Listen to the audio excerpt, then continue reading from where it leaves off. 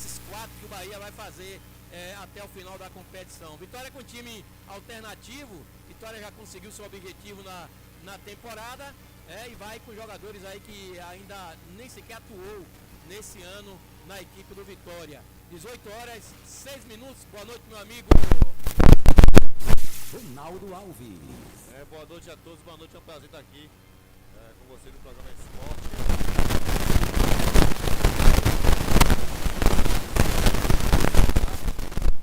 Meu amigo Zezito. Boa noite, galera da minha querida Berimbau, minha querida Conceição do Jacuípe. Estamos aqui hoje para mais aquele bate-bola, falando de futebol na Bahia, no Brasil e no mundo. E hoje dando destaque aos jogos de ontem, da rodada do Campeonato Brasileiro. E vamos falar também de Bahia e Vitória no programa Esporte Entre Amigos. 18h07. Vamos começar aqui com a notícia logo que envolve aí um ex-atacante do Bahia. Pode ser vendido pelo Palmeiras por 80 milhões. Principal contratação do Palmeiras na temporada, o meio atacante Arthur pode estar de saída do clube menos de um ano após o seu retorno. O Zenit da Rússia está negociando a contratação do jogador de 25 anos, que teve passagem destacada pelo Bahia em 2019. De acordo com informações divulgadas na imprensa paulista, os valores podem chegar a 80 milhões.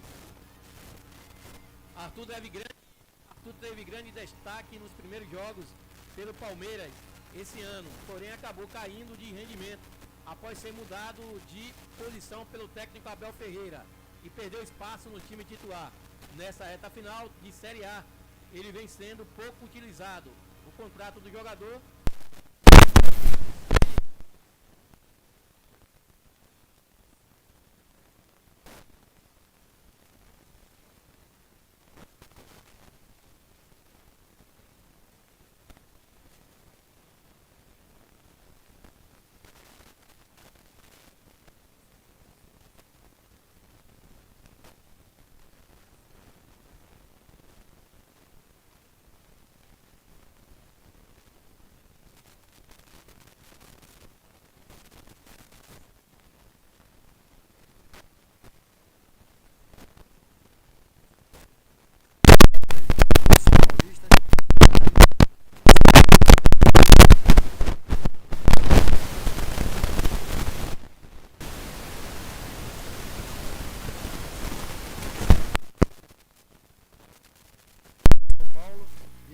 Vitória, o grupo 30 tem um time que leva o mesmo nome no local dos jogos, além de CSA e Picos do Ceará. O torneio começa no dia 2 de janeiro, termina no dia 25 do respectivo mês, no aniversário da capital paulista. E a Copinha, que é a competição de base mais tradicional do futebol brasileiro, chega na sua 54ª edição aqui no Brasil. Copinha, né, galera? Tá chegando a Copinha, o tempo passa ligeiro, né? A Copinha e os campeonatos de base, como o Sub-17, que até eu vou falar daqui a pouco sobre o Sub-17, que o Brasil foi goleado pela Argentina, viu? Foi goleado pela Argentina. Aí esses torneios, né? Junto com a Copa do São Paulo, uns grandes reveladores de jogadores, né? Celeiros de jogadores. Mas você falou no instante aí sobre a saída de Arthur, que pode ser vendido, né? E quem tá pra sair aqui do Brasil, indo pro Catar, é o Abel Ferreira. Pois é, o time do Catar faz proposta irrecusável para tirar Abel Ferreira do Palmeiras. Segundo a do Catar, após o final da temporada brasileira. Em nota, o staff disse que o português está focado na reta final do campeonato. O Al-Saad de Catar realizou uma oferta considerada irrecusável para contratar o técnico Abel Ferreira. Atualmente, do veículo europeu, Abel iria para o Oriente Médio para se tornar o técnico mais bem pago do mundo, superando nomes como Pep Guardiola, Johnny Klopp, Diego Simeone, que Simeone era um dos que era o mais bem pago do mundo, mas já foi ultrapassado aí, né? José Mourinho e outros. A negociação estaria muito avançada e poderia se concretizar a qualquer momento ou no prazo de 15 dias, segundo o término do Campeonato Brasileiro. A partir de janeiro de 2024, ele seria oficialmente comandante da equipe equatoriana. Rapaz. Na nota oficial, o staff Abel garante que que vai ficar no Palmeiras até o último momento e está focado no final do Brasileirão. E nenhuma especulação atrapalhará a final do ano para o Palmeiras, segundo o Abel. Maior salário do mundo para técnico, Abel Ferreira. Tá indo pro Catar, galera. Brincadeira? Ele tá focado, tem contrato até o final de 2024 com a equipe do Palmeiras, né? Balançou um pouquinho aí, um pouquinho de turbulência, mas é um grande treinador e a prova disso tá aí. Se o Abel não tira o pé do acelerador, o Palmeiras já tava bem na frente.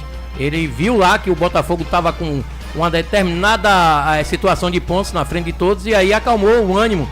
E ele mesmo falou que o Botafogo iria ser o campeão brasileiro, mas agora aí a situação tá totalmente ao contrário, deve ser titular da Chape contra o Vitória. Quem lembra dele? A Chapecoense faz nesse sábado um jogo de vida ou morte contra o Vitória, precisando vencer e secar para escapar da degola. O time catarinense segue a preparação para a decisão.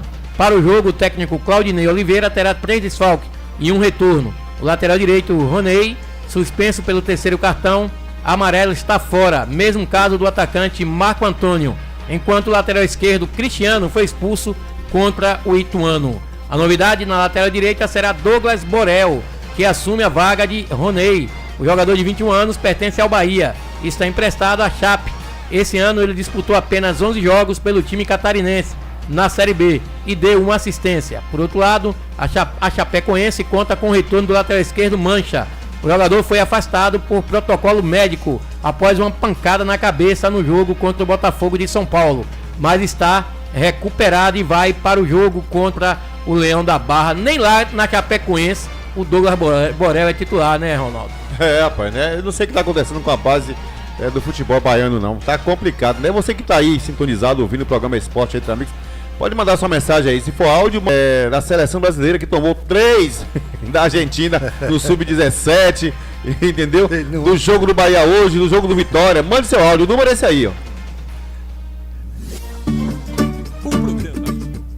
Mande seu recado agora mesmo para o programa Esporte Entre Amigos. TelewhatsApp é o 75998659632 18 ou horas 981541406. 18 horas e 14 minutos, falando sobre a seleção brasileira de Sub-17. Brasil é goleado pela Argentina, olha quem foi. E dá adeus ao Mundial Sub-17.